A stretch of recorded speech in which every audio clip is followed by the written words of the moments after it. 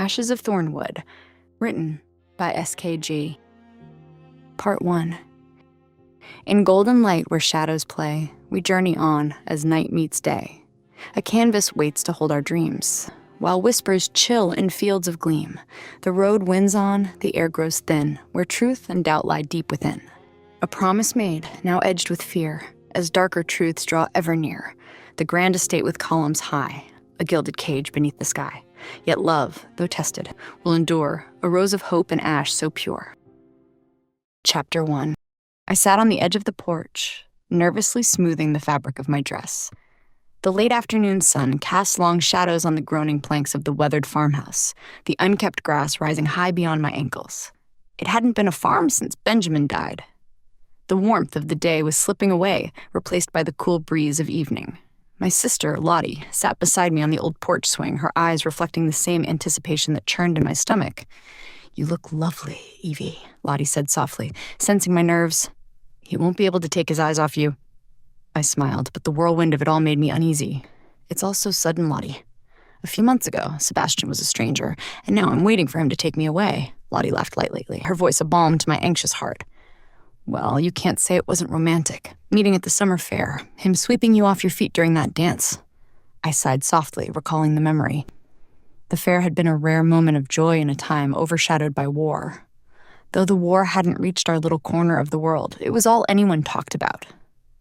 The fair was the only other news, providing a brief distraction from the grim updates from the south.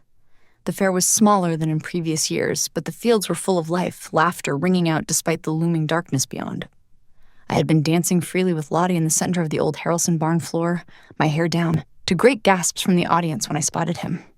Sebastian had been so different from anyone I'd ever met, confident, charming, with a smile that made me forget everything else. His short chestnut hair was groomed back, his green eyes glistening. When he'd asked me to dance, it felt as though the rest of the world had melted away. "I suppose it was," I agreed, my fingers tracing the delicate lace trim on my dress. But now, with the war and everything, it's hard to believe it's all real. A hasty marriage, they say, but one of love, not necessity. Lottie nodded, her expression softening. Mother had insisted we dress nicely today, pressing our best gowns to make the right impression on Sebastian. The girls from school had gossiped endlessly. Why would Evangeline Harper, the girl too unique in her own skin who couldn't keep her gowns in order, marry a man of such wealth? Surely it was her parents' arrangement or their desperate need for money to fix the rusty old barn they called home. With Benjamin, the Harpers' only son, gone. But little did they know, it was love that found Evie and Sebastian. Sebastian had seen me across the dance floor, his eyes focused on my carefree dance, my hair down and shoes off, spinning unceremoniously to the beat of the music. The ladies gasped in horror, but I was free.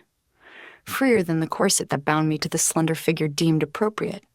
A lady from church went to fetch my mother, who furiously dragged me off the dance floor. But Sebastian had already seen me as I was, and he quickly approached. "May I steal your daughter away for a dance, ma'am?" he asked in a smooth drawl. My mother, eyeing the fine buttons on his coat and the gold seams of his blouse, nodded and thrust my shoes into my hands. But Sebastian took the shoes from me and handed them back to her, stating, "She won't be needing those." And before she could object, he swept me off my feet and onto the crowded dance floor, where we danced long into the night. Father and mother approve, and that's what matters. Besides, marrying into a family like the Thorns is nothing to sneeze at. Their plantation wealth will see you well cared for. Even Lottie and Mother were impressed by his wealth, though they overlooked his boldness at the fair. But to me, he was everything.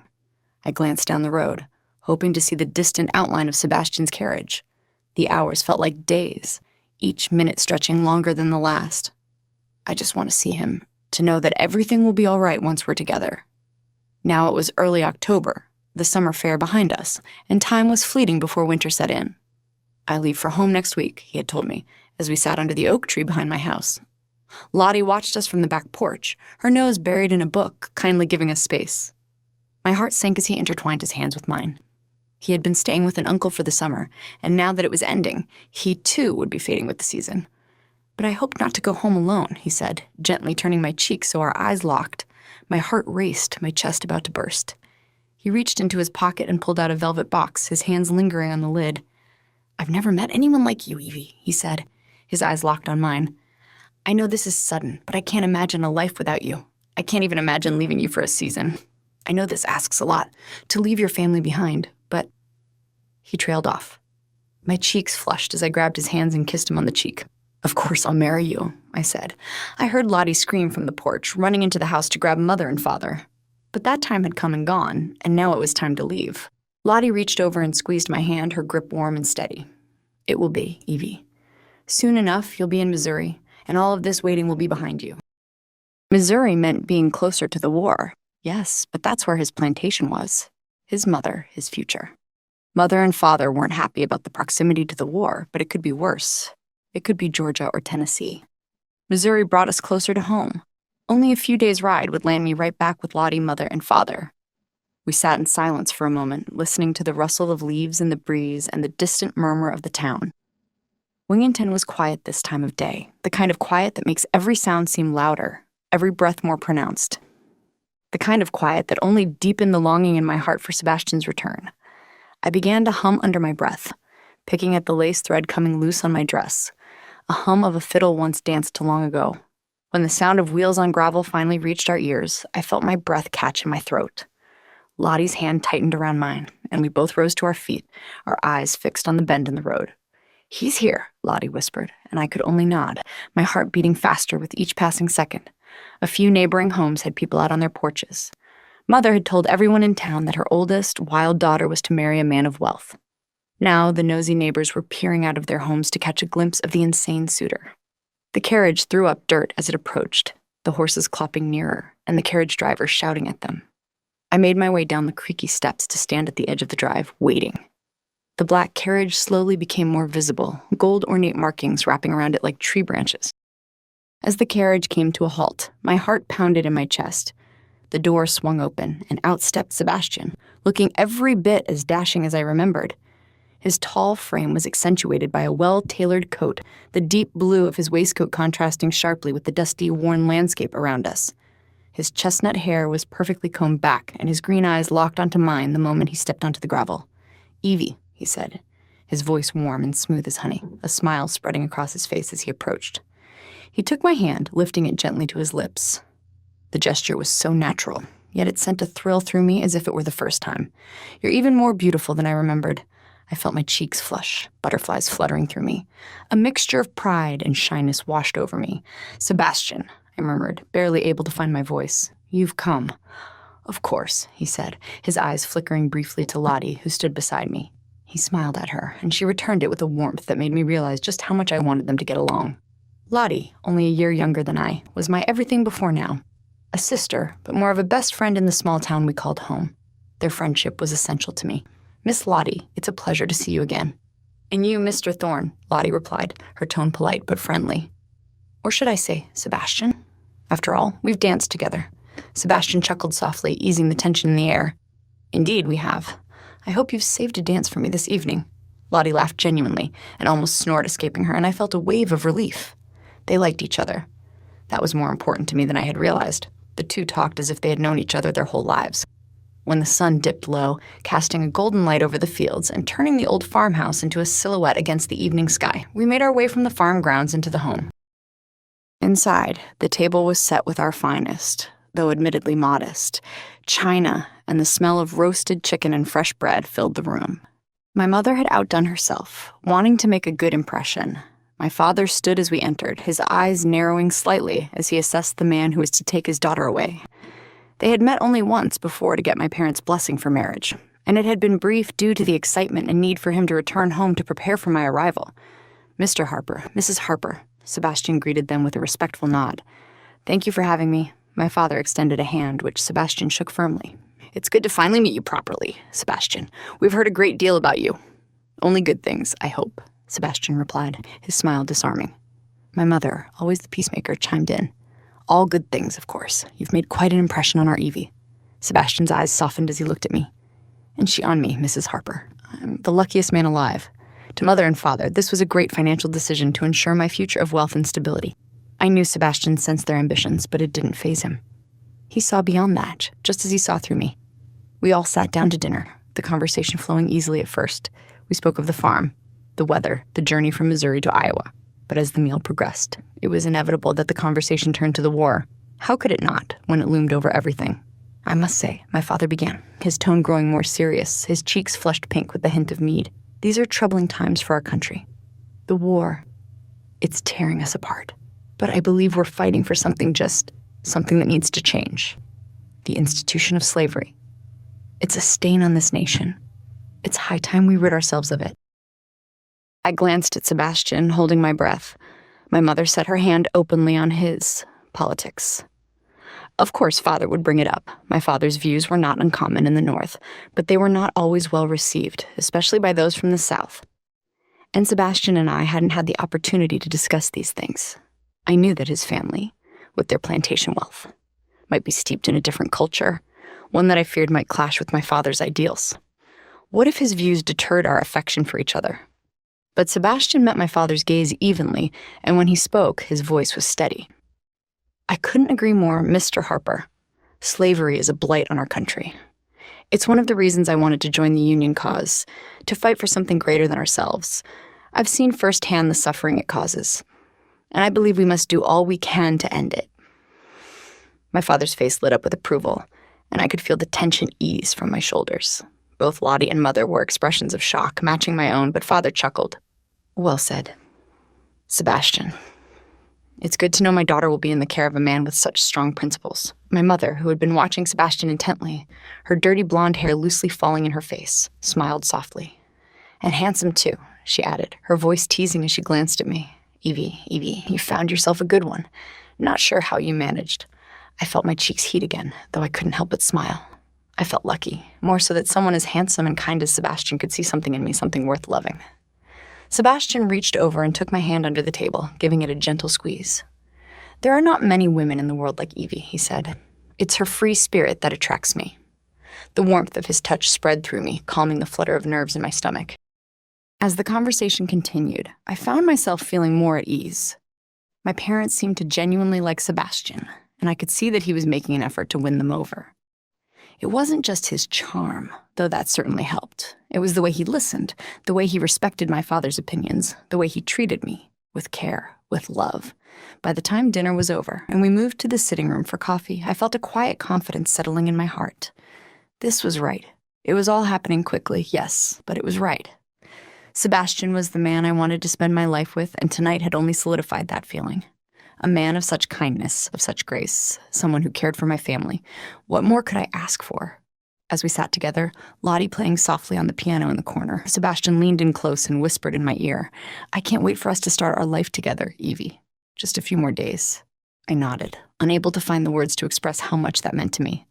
All I could do was smile, feeling as though everything was finally falling into place. The night descended like a soft blanket over the farmhouse, enveloping it in a quiet calm. After the evening's pleasantries, we all retired to our respective rooms, but sleep did not come easily for me. I lay in the small bed I had shared with Lottie for so many years, the mattress familiar yet suddenly foreign. The weight of what was to come settled heavily on my chest, and I found myself staring up at the ceiling, tracing the patterns in the wooden beams above. Lottie was already asleep beside me, her breathing even and calm. I could hear the faint creak of the house settling around us, the distant cry of an owl somewhere beyond the fields. The room was dark, but moonlight filtered in through the window, casting a silver glow over the space. My thoughts were tangled, a mix of excitement, anxiety, and something else I couldn't quite place. Sebastian. His name alone was enough to send a thrill through me, but tonight, as I lay in the dark, my thoughts lingered on him more deeply. The way he had looked at me, his green eyes softening when he spoke of our future. His touch, so gentle yet filled with the promise of something more. I could still feel the warmth of his hand on mine, the press of his lips against my skin when he had greeted me. It was all so new, this fluttering in my chest, this yearning that was beginning to grow stronger with each passing day. I turned onto my side, pulling the thin blanket closer around me. Lottie stirred but didn't wake, her presence beside me a comfort in the otherwise quiet night.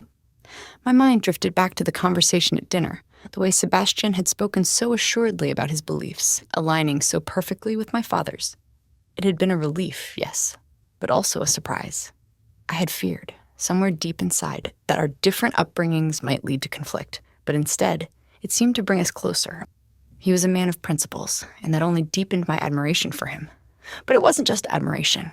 It was something more, a longing, a desire that had begun to take root in my heart. I imagined what it would be like to be alone with him, to feel his arms around me, his breath against my skin, The thought made me blush in the dark, a warmth spreading through me that had nothing to do with the blanket. I had never felt this way before, not with anyone. It was as if he had awakened something in me, something I had not even known was there. I closed my eyes, willing sleep to come, but my mind refused to quiet. Tomorrow would be the beginning of our journey, the start of a new life. By this time next week, I would be Mrs. Sebastian Thorn, living on a grand plantation in Missouri, far from everything I had ever known. The thought was both exhilarating and terrifying. I had always imagined my future in this small town, perhaps married to someone like my father, continuing the life my parents had built. Now, that future felt like a distant dream.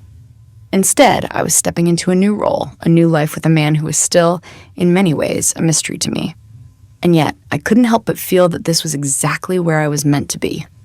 The certainty of that feeling was what finally lulled me to sleep, my thoughts settling into a hazy swirl of images.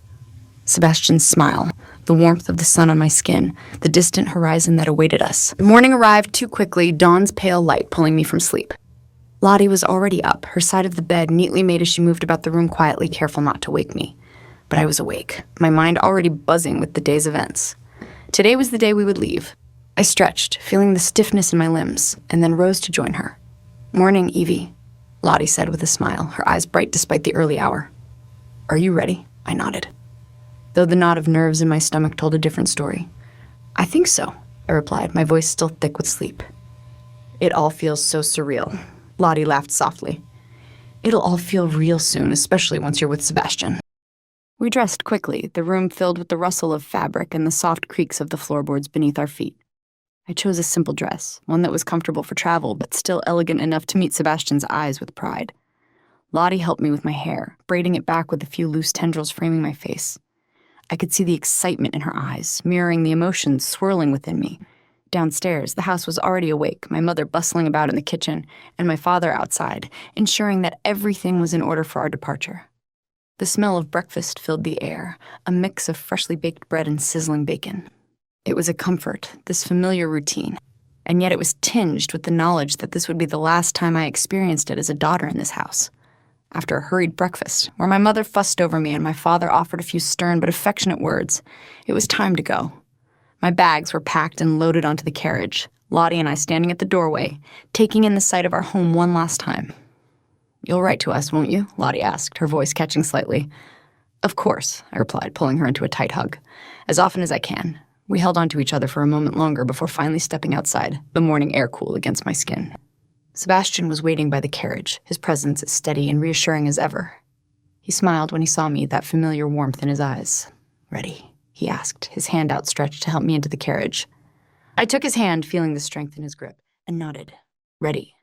The carriage wheels crunched over gravel, each mile bringing us closer to Missouri. The landscape blurred as my thoughts lingered on the life awaiting us. Inside the carriage, it was just the two of us, the space intimate and quiet. Sebastian sat across from me, his gaze steady as he studied me. I could feel the intensity of his eyes on me, and it sent a shiver down my spine. There was something about being so close to him, alone with him, that made my heart race. "You seem lost in thought," he said, breaking the silence. I smiled, feeling a bit self-conscious under his gaze. "I suppose I am. It's all happening so fast." Sebastian nodded, leaning forward slightly. "I understand.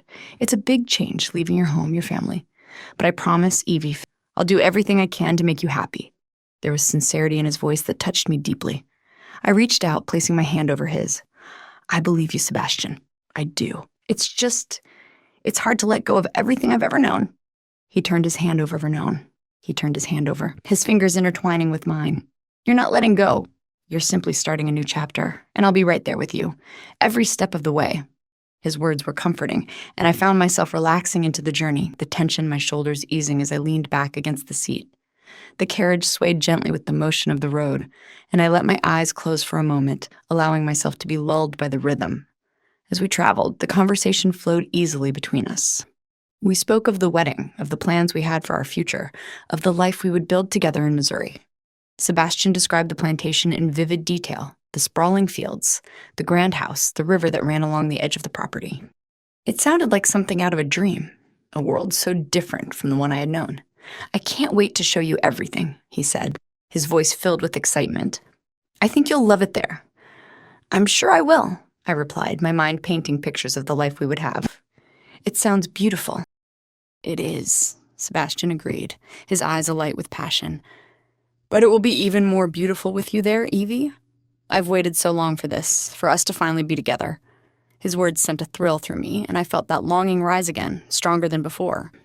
I had never wanted anyone the way I wanted Sebastian. The thought of being his wife, of sharing a life with him, filled me with a joy I could hardly contain.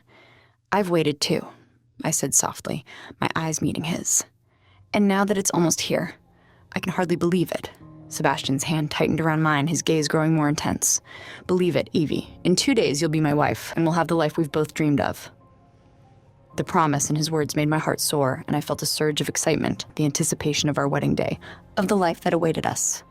The future was a blank canvas, and together, we would paint it with our love. The rest of the journey passed in a blur of conversation and quiet moments, the miles slipping away as we drew closer to Missouri.